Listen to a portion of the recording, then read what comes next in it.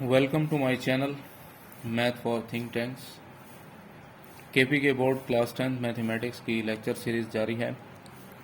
अब हम question number 5 exercise 2.3 करते हैं।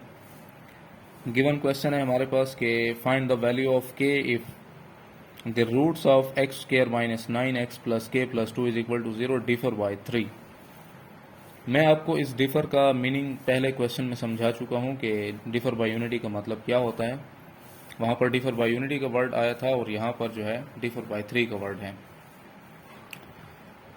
यहाँ पर भी आपने जो है पहले इनको कंपैरिजन इनका करना होगा जनरल फॉर्म के साथ। तो ए की वैल्यू मिलती है 1, बी की वैल्यू मिलती है -9 और सी की वैल्यू मिलेगी के प्लस 2। यहाँ ये सारी लेट कर लेते हैं कि let alpha and alpha plus 3 be the roots of given quadratic equation. तो सम ऑफ रूट्स किसके इक्वल आ जाएंगे, वो होंगे अल्फा इंटू अल्फा प्लस 3 और उसका जो फार्मूला बनेगा वो होगा -b डिवाइडेड बाय a, जो कि आपको ऑलरेडी मालूम है। तो अल्फा प्लस अल्फा बनता है 2 अल्फा और ये आएगा +3।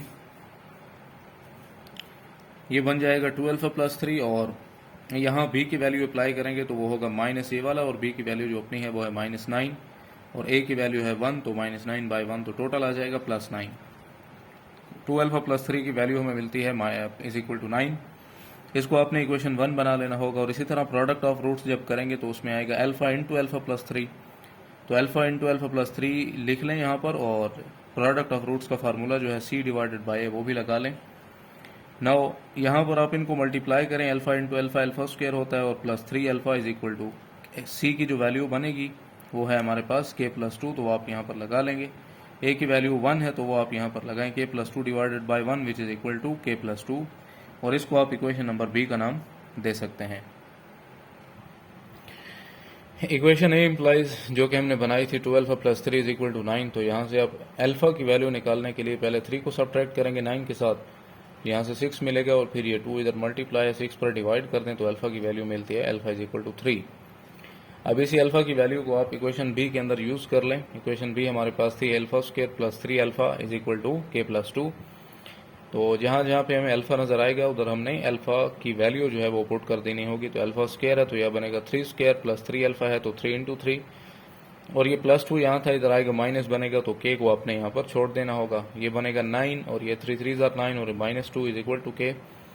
तो के की वैल्यू हमें मिल जाती है -2 which is required answer. Question 6 है कि if alpha beta are the roots of given quadratic equation x square minus 5x plus k is equal to 0 then find k such that 3 alpha plus 2 beta is equal to 12। इसी condition को हमने use करना है और k की value find करनी है। तो गिवन इक्वेशन आपने लिख लेनी है और उसको जर्नल फॉर्म के साथ कंपेयर भी कर लेना है। तो a की वैल्यू मिलती है 1, b की मिलेगी -5 और c की मिलेगी k value. As given that alpha beta are the roots, शुरू में हमें बताया गया है तो यहाँ पर मैंने इस दफ़ा लेट नहीं लिखा। As given that alpha beta are the roots of given equation then फिर आप इस पर सम ऑफ द रूट्स का फार्मूला अप्लाई करेंगे जो कि होता है अल्फा प्लस बीटा लिखा जाएगा अकॉर्डिंग टू गिवन रूट्स और उसका फार्मूला बनता है -b/a। तो ये माइनस यहाँ पर b की वैल्यू हमारे पास है -5 तो ये लगा लें और a की वैल्यू 1 है तो ये नीचे 1 आएगा। टोटल वैल्यू हो जाएगी alpha plus beta is equal to 5 which is equation A. और इसी तरह प्रोडक्ट ऑफ रूट्स जो है वो इक्वल टू है अल्फा बीटा बनता है और उसका फार्मूला जो है वो होता है c डिवाइडेड बाय a के इक्वल। तो अल्फा बीटा की वैल्यू हमारे पास हो जाएगी c/a। c की वैल्यू k थी, a की वैल्यू 1 थी तो ये बन जाएगा total alpha beta is equal to k। अब अकॉर्डिंग टू गिवन कंडीशन हम लिखते हैं। कंडीशन हमें ये गिवन थी कि 3 alpha plus 2 beta is equal to 12 है। अब हमारे पास जो इक्वेशन ए मैंने बनाई है वो क्या थी, alpha plus beta is equal to 4 के इक्वल। तो alpha plus beta is equal to 5 आ रहा था। तो अब हमने इनके कोफिशिएंट सेम करने होंगे। कोफिशिएंट सेम करने के लिए हमें क्या करना होगा, क्योंकि इधर 3 अल्फा और 2 बीटा है और जो हमारी इक्वेशन ए है उसमें कोई अल्फा बीटा के साथ कोई कोफिशिएंट भी नहीं था। तो यहाँ पर मैंने अल्फा के कोफिशिएंट सेम करने के लिए इसको मैंने 3 से मल्टीप्लाई कर दिया इक्वेशन ए को। तो ये बन जाएगा हमारे पास 3 alpha plus 2 beta is equal to 12 यहाँ से। और जब आप इक्वेशन ए को 3 से मल्टीप्लाई करेंगे तो वो क्या हो जाएगा, 3 अल्फा प्लस 3 बीटा और 3 5 15 हो जाएगा। यहाँ पर मैंने ये बात लिखी हुई भी है, आप इसको रीड कर लें।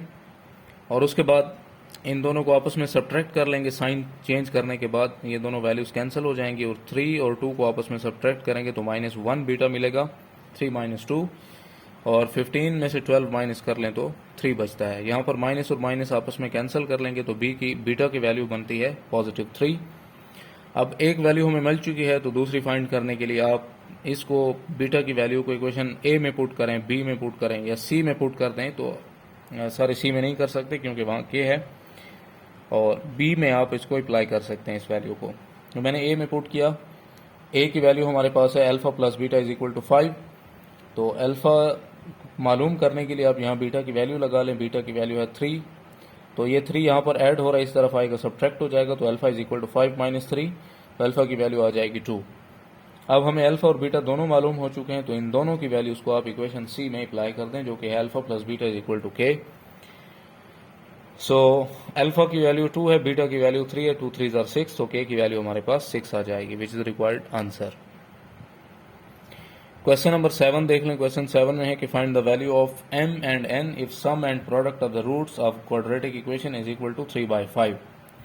सम की वैल्यू भी 3/5 है और प्रोडक्ट ऑफ द रूट्स की वैल्यू भी 3/5 है, तो आपने m और n को फाइंड आउट करना होगा। गिवन क्वाड्रेटिक इक्वेशन आपने लिख लेनी है, जनरल फॉर्म के साथ इसको कंपेयर कर लें ax² + bx + c = 0 के साथ। तो a की वैल्यू बनती है m, b की वैल्यू बनेगी -3 और c की वैल्यू बनेगी -n। नाउ अल्फा बीटा और the roots of the given quadratic equation, यहाँ पर चूंकि गिवन नहीं थे तो मैंने यहाँ पर लेट का लफ्ज लिखा है। Then sum and product of the root is given by alpha plus beta करेंगे तो उसका फार्मूला होता है -b/a। तो -b/a में आपने b की वैल्यू लगा लेनी है -3 और a की वैल्यू m है, तो ये टोटल बन जाएगा -3/m। और इसी तरह प्रोडक्ट ऑफ रूट्स जो है वो है alpha beta is equal to c/a होता है। c की वैल्यू मेरे पास है -n और a की वैल्यू है m, तो -n/m आ जाएगा। Now according to given condition क्या थी कि सम और प्रोडक्ट जो है वो 3/5 के इक्वल हैं, तो यहाँ पर अल्फा प्लस बीटा की जगह आपने जो है लिख लेना होगा 3/5। तो यहाँ पर इसका जो अल्फा प्लस बीटा का आंसर हमारे पास है वो क्या है, 3/5। तो आपने अल्फा प्लस बीटा की जगह वो वैल्यू लगा लेनी है और यहाँ पर जो कंडीशन का 3/5 है वो भी लिख लेना होगा। तो दो तरीके हैं, या तो आप ये m जो है ये डिवाइड हो रहा है उधर मल्टीप्लाई कर लें, या फिर आप क्रॉस मल्टीप्लाई कर लें दोनों फ्रैक्शंस को। तो ये 5 3 से मल्टीप्लाई हो जाएगा और m इस 3 से, 5 3 15 होता है और ये 3m। तो ये 3 इस 15 पे डिवाइड कर दें, 3 5 15, तो m की वैल्यू आपको मिलेगी +5।